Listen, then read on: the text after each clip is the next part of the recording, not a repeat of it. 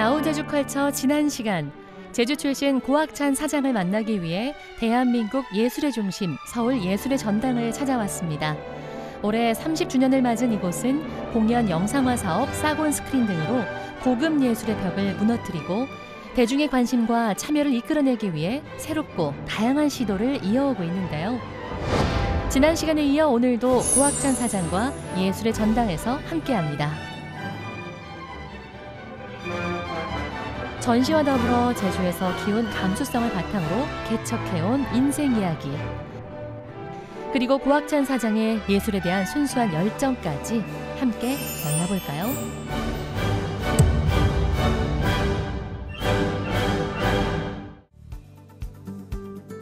서울 서초구 우면산 자락에 자리 잡은 예술의 전당.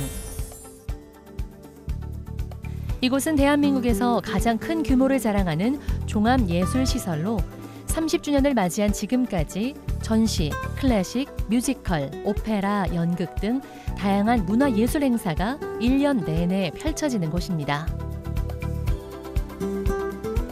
예술의 전당 중심에서 혁신적인 변화를 이끌고 있는 고학찬 사장은 예술가와 수많은 관계자들의 땀과 열정으로 어렵게 탄생하는 공연이 문화상품으로 소모되는 것을 가장 가까이에서 안타까운 시선으로 바라보고 있습니다. 예술이 일부 계층만이 아닌 대중과 함께 성장하기 위해서는 어떤 변화가 필요할까요?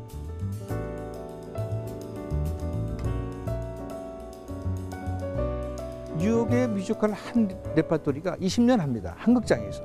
그래야 사실은 뉴욕이 먹고 살고 그 극단이 먹고 사는 겁니다. 그 배우들이 먹고 사는 겁니다. 세트가 조금 문제가 있다면 세트를 고치고, 음악에 문제가 있다면 음악을 좀 고치고, 이야기가 너무 지루하다면 이야기를 좀 바꿔보고, 회가 거듭될수록 완성도가 높아진다면 저는 브로드웨이 뮤지컬 못지않은 그러한 뮤지컬이. 고학찬 사장은 예술이 모든 대중이 즐길 수 있어야 진정한 문화 국가가 될 수 있다는 생각으로 다양한 프로그램을 통해 예술 대중화를 이끌고 있는데요. 이제 친근한 문화 공간으로 보이지 않던 벽을 크게 낮춘 예술의 전당. 지금 이곳 한가람 미술관에서는 색채의 황홀 마리 로랑 생전을 만나볼 수 있습니다. 70여 점의 유화, 석판화, 수채화, 사진과 일러스트 등 아름다운 작품 160여 점이 관람객을 기다리고 있는데요. 서양 작품들을 보면 이게 꽉 채워진 느낌이 많았던 것 같은데. 근데 이렇게 그 당시에 아주 인기가 좋던, 그리고 네, 이곳은 한가람 미술관인데요. 보통 어떤 전시를 하는 공간이에요? 지금 하고 있는 전시는 마리 로랑생 전이라고. 네. 최고의 화가들은 거의 다 남자들입니다. 그런 점에서 우리 이 마리 로랑생 전이 굉장히 의미가 있고요. 그리고 이 스토리가 있습니다. 제가 태어나서 6개월 됐을 때 비망록을 썼어요. 마리 로랑생이. 그 안에 이런 말이 있습니다. 당신의 모든 연인은 떠났습니다. 오, 한 번도 아름답지 못했던 아름다운 여인이요. 당신에게는 무엇이 남았습니까? 거의 잿빛이 돼버린 머리카락. 그리고 아마도 한 조각의 꿈. 그 당시에 로랑생처럼 남아있는 게 한 조각의 꿈이 있어. 그게 내 꿈인 뭐냐고 생각하면 아마 다시 제주도 고향에 내려가서 우리 친구들, 어린 시절 친구들 만나고 바다까지 다시 노는 꿈. 실제로 제주에서 사셨던 시간은 한 10여 년 남짓이시잖아요. 고등학교 1학년 때 봤어요. 그래도 그때 기억이 지금도 생생하신가 봐요. 그 영어로 피보트란 말이 있어요. 피보트. 이게 축이죠. 중심축. 팽이를 돌리면 말이죠. 돌아가죠. 넘어지지 않고. 제 인생에서 중심축, 피봇은 제주도입니다. 물론 어린 시절 떠났지만 그래도 넘어질 듯 인생에서 그런 고비를 잘 넘겨서 아직까지 넘어지지 않고 있다는 것은 바로 제주도 고향이라는 그 키보트가 있기 때문에 그렇지 않는가. 드라마틱한 마리 로랑생의 일생을 보며 고학찬 사장 역시 평범하지만은 않았던 자신의 인생길을 비춰봅니다. 아마도 저런 머리는 아니었을 테고. 제주를 그토록 오래 떠나 있었지만 아름다운 제주 바다와 하늘, 오름은 마음의 중심축이 되어 인생의 갈피마다 흔들리지 않게 잡아주는 힘이 되었는데요. 제주가 준 힘은 방송 PD부터 모자 판매상, 작사가, 바텐더 등 25개 이상의 직업을 거쳐 예술의 전당을 이끌게 되기까지 변화를 두려워하지 않는 도전 정신이 되어 오늘의 고학찬 사장을 만들었다고 합니다. 마리 로랑생의 이 전시회에서 본인의 이제 예전 생각까지 떠올릴 수 있다는 게 사실 이 예술가들이 주는 영감이 작품으로만 느끼는 게 아니라 내 삶 속에서도 이렇게 어떤 영감을 불러일으킬 수가 있네요. 이 마리 로랑생 전시는요. 네.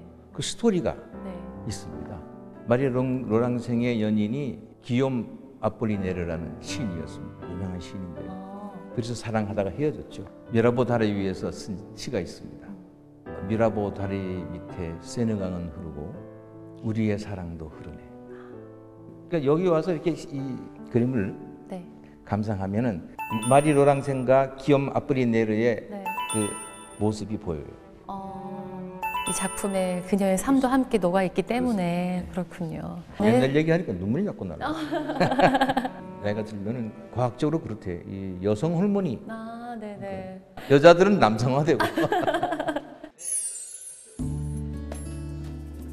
여성이 사회활동을 하는 것 자체가 낯설었던 시대에 50여 년 동안 열정으로 작품 활동을 했던 마리 로랑생. 국내 최초로 열리는 마리 로랑생의 특별전에 많은 관람객들이 예술의 전당을 찾았습니다. 연대별로 섹션이 나뉘어 있어 작가의 삶과 시대 상황에 따라 변화된 화풍을 느끼고 비교하며 미술을 잘 모르는 사람들도 편안하게 감상할 수 있는데요. 고운 파스텔 색조의 작품이 우리의 감수성을 깨워주네요. 감수성이 풍부하신 것 같아요. 중학교 들어갈 때 네. 문학 특기생이었습니다. 하나는 제주 제일 중학교 들어갈 때 네.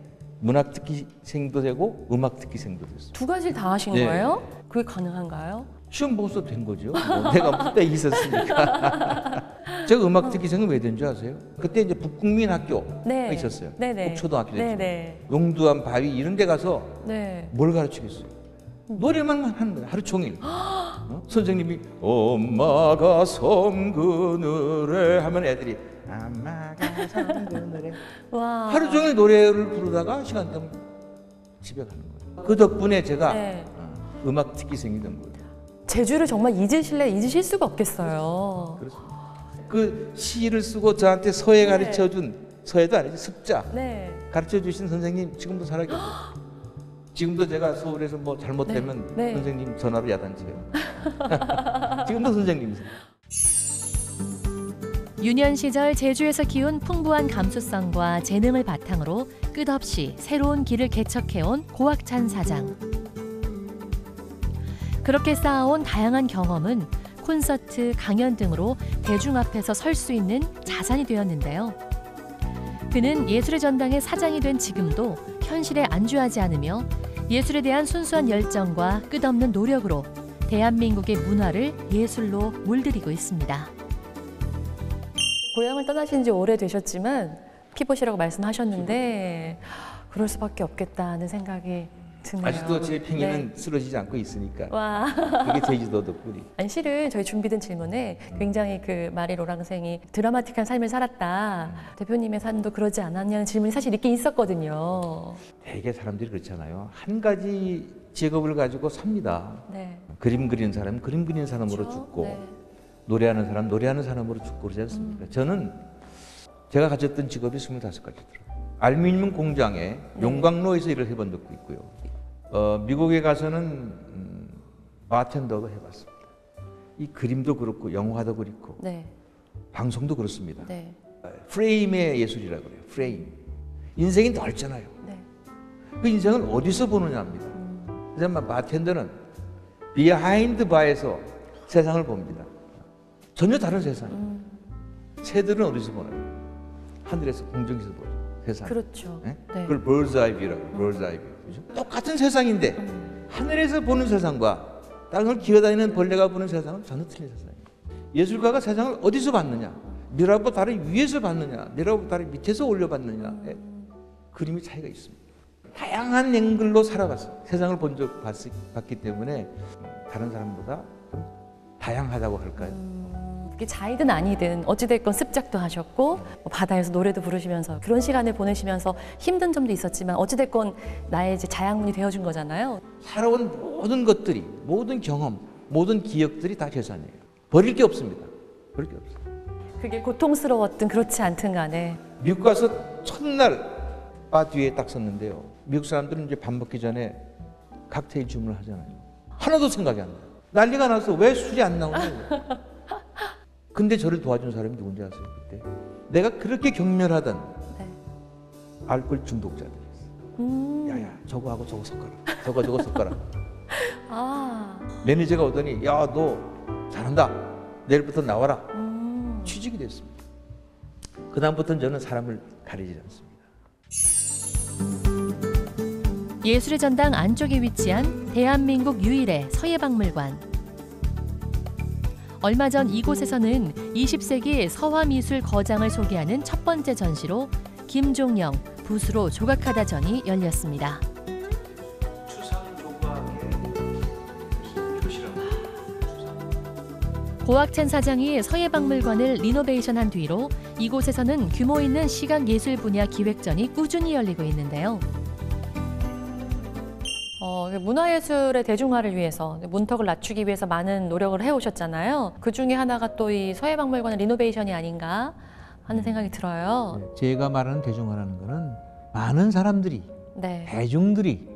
대중이 문화예술을 쉽게 접근할 수 있도록 하는 것. 그것이 문화예술의 대중화라고. 그렇죠. 문턱을 낮추는 네. 것. 네네. 대한민국의 유일한 서예박물관입니다. 이곳이요? 서예라는 장르가 대한민국의 모든 예술 장르 중에서 가장 오래된 장르입니다. 광개토 대왕비가 1600년 전에 세워진 거예요. 그런데 이 시대에 와서 서예는 점점 사라져가기 시작한 겁니다. 가끔 이제 할아버지 할머니들이 왔다 갔다 하시는. 이대로 가면 서예는 없어지기 쉽습니다. 왜? 젊은이들이 안 오니까. 그렇죠. 누가 그걸 인수인계합니까? 지금은 옛날 스타일의 전시장, 그냥 벽에다 그림 걸어놓는, 글씨 걸어놓는 그런 전시장의 개념을 가지고는 젊은이들을 오게 할 수 없습니다. 지금은 음악하고도 만나야 되고, 서양 미술하고 우리 서예가 만나게 해야 되고, 예? 조각과 서예가 만나야 되고, 심지어는요, 서양의 그래피티전을 했습니다. 낙서화. 네. 여기서요? 여기서 했습니다. 그랬더니 젊은이들이 왔어요. 실제로 관람객이 많이 늘었어요? 그래피티전을 한다. 네. 오더니 말이야, 이야 전당에 이런 데가 다 있네. 그러니까요. 그게 성공했어요. 이게 레노베이션 한 지 이제 1년 넘었는데요. 네. 1년 전보다 관객이 3배가 늘었습니다. 3배 이상 늘었어요? 연간 여기가 5만 명이 오던 데인데 15만 명이 됐습니다. 조형 미술로서의 서예마저 대중의 관심 밖으로 멀어져가는 시대. 고학찬 사장이 서예박물관을 현대적 전시공간으로 새롭게 바꾼 뒤 이곳은 연간 15만 명 이상이 찾아오는 알찬 공간이 되었습니다. 얼마 전에는 한국 현대 추상조각의 아버지 우성 김종영의 폭넓은 예술 세계를 재조명할 수 있는 전시회가 열려 대중의 호평을 받기도 했는데요. 조각을 하신다고 아까 처음에 봤는데 들어와 보니까 진짜 서예 작품의 회화 작품까지 있는 거예요. 그렇습니다. 어디서부터 시작이 됐을까 이분은? 제가 보기에는 기본은 서예입니다. 이분은요? 기본은 조각은 공부는 이제 서양 회화도 공부하신 분이에요. 여기 퓨전이 된 거예요, 그렇죠. 그럼요? 제가 지금까지 뭐 여기저기 막 돌아다녔다 그러고 이것저것 많이 해봤다 그러잖아요. 그건 뭐냐면 만나고 싶은 겁니다. 그래야 새로운 아이디어가 나오는 거예요. 여자가 남자를 만나듯이 만나야 새로운 게 나오고, 누가 먼저 나야 문제가 아니라 무엇과 무엇이 만났느냐. 저의 우문에 너무 현답을 해주셨네요. 그래서 이분의 전시회를 여기서 이렇게 마련하시게 된 거예요? 어떤 장르가 혼자 있어서는 안 돼요. 저는 그래서 문화를 뭐에 비유하냐면 강물에 비유합니다. 문화는 강물처럼 흘러야 돼요. 흐르면서 옆으로 들어오는 물줄기를 다 네. 받아들입니다. 강 그렇잖아요. 네. 그러면서 점점점 강물이 커지는 거예요. 네. 용비어천가에 그런 거 있죠. 쇠미 깊은 물은 가말에 안이 그칠세 내이 이러 발아래 가나니. 흘러가면서 많은 물줄기를 받아들여서 큰 강을 이루어서 바다로 가야 되는 거예요. 우리나라 서해의 모습은 뭐냐?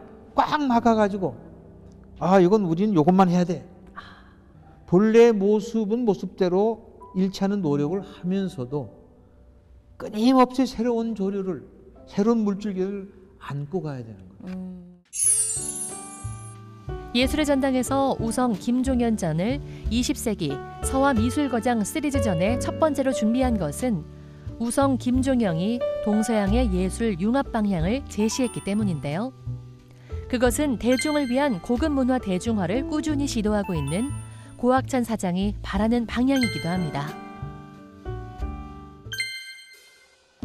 제주 아트센터에서 창작 뮤지컬 만덕이 첫 무대를 펼치던 날, 고학찬 사장도 오랜만에 제주를 찾았습니다. 공연 전 관계자들에게 많은 질문을 던지는 모습인데요. 이곳에 모인 도민과 관광객들도 제주를 대표할 문화 콘텐츠로 화제가 된 뮤지컬 만덕에 큰 기대를 하고 있습니다. 사람들이 제주도에 오면 항상 아쉬운 점이 있습니다. 낮에는 뭐 세계적인 산, 바다, 아름다운 경치가 있는데 밤이 되면 갈 데가 없잖아요. 바로 이 만덕 같은 제주도의 이야기를 무대에서 뮤지컬로 보여줘야 됩니다.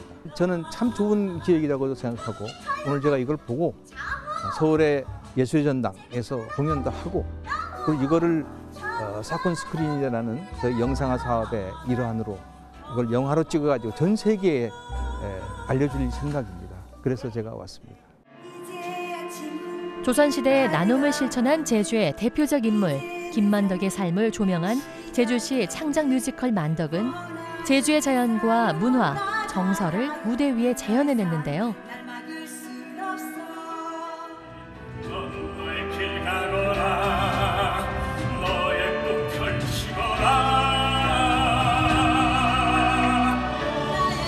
한국 무용과 현대 무용을 적절히 섞어 연출했으며 웅장하고 섬세한 창작곡들이 극의 몰입도를 높여 초연부터 관객들의 좋은 평가를 얻었습니다. 뮤지컬 만덕을 보면요. 제주도가 이런 곳이구나. 이런 역사적인 배경을 갖고 태어났구나. 그러니까 이걸 보고 나면 제주도의 문화, 역사, 신화 이런 것들을 느낄 수 있도록 그러니까 제주도를 보기 위해서는 만덕을 한번 보고 본다면 훨씬 그 아름다움을 더 느낄 수 있지 않겠는가. 세계 어느 나라 가도요. 그 지역의 특수한 이야기를 가지고 공연을 만듭니다. 그래서 사람들이 밤에는 반드시 그 공연을 보고 돌아오게. 그래서 저는 이 만덕 뮤지컬이 앞으로 10년, 20년 점점 더 완성도 높여서 제주도뿐만 아니라 대한민국의 대표적인 공연으로 자라기를 저는 기대를 하고 있습니다. 예술에 대한 순수한 열정으로 예술의 전당을 이끌어오고 있는 고학찬 사장. 그는 이제 동서양의 조화로 전 세계가 공감하고 모든 세대가 소통할 수 있는 문화예술로 비긴 어게인, 우리나라의 문화예술이 다시 시작하는 순간을 꿈꿉니다. 야, 아니 잘 됐는지 모르겠는데 네, 영문에서도 기계가 느껴지는데요. 힘이 넘치는데요. 이렇게 비긴 어게인 써놓으니까 인터뷰 다시 시작해야 되나? 비긴 어게인 영화 보셨어요? 저 아직 못 봤어요. 그 영화가 이런 겁니다. 네. 음악하는 사람이 네. 나이가 먹으니까 아무도 써주지라고. 최고의 음악 제작자인데 네. 술집을 잡았어요. 술집에서 어떤 여인이 노래하는 걸 즐거워서 나랑 같은 보고 음악을 틀어줬습니다. 야, 아무도 스튜디오를 빌려주질 않아. 왜? 한불간 제작자니까. 그래서 어디서 했느냐? 길에서. 뉴욕 브루클린 길에서 네. 녹음. 그게 히트라고. 다시 시작할 때는 어떻게 해야 되느냐? 바로 길 위에서 빈몸으로 다시 시작합니다. 이미 뭐 사실 예술의 전당하면 대한민국 최고의 뭐 문화예술 전시 공간이잖아요. 근데도 더 하시고 싶은 욕심이 있으신 거예요? 여기 찾아오는 우리 관객들을 위한 네. 욕심을 부려야 돼요. 관객은 뭔가 기대하는 게 있잖아요. 네. 뭔가 새로운 게 있겠지. 그렇잖아요. 음. 그 기대를 우리가 줘버리면 혹시 그러면 끝으로 그 제주에 있는 우리 시청자분들도 위해서 한 말씀 해주시면 어떨까요? 네. 저는 제 삶의 피보트가 축이 제주도에 있습니다. 어디서 돌아다니든지 넘어지지 않고 지금까지 이렇게 서 있다는 것은 제주도라는 중심축이 제 안에 있기 때문에 가능하리라고 저는 생각하면서 살아왔습니다. 올해도 열심히 일하겠고요. 가끔 시간 날 때마다 제주도 가서 옛날 친구들, 선생님들 뵙고 싶습니다. 제주도에서 길에서 만나면 반갑게 저를 좀 맞이해 주시면 고맙겠습니다. 네. 저는 사실 여기서 인터뷰 마쳐야 되는 게 너무 아쉬워요. 그래요? 네. 그럼 처음부터 다시 하죠. 그런가요? 2018년 올 한 해에도 정말 대한민국의 문화예술계를 위해 많이 애를 써주셨으면 좋겠고요. 지금도 물론 너무 잘하고 계시지만 더 열심히 하겠습니다. 제주에도 많은 관심을 가져주시면 더 감사하겠습니다. 만나뵙게 돼서 반가웠습니다. 네. 고학찬 사장이 이끄는 대중을 위한 예술의 전당의 변화와 성장을 응원합니다.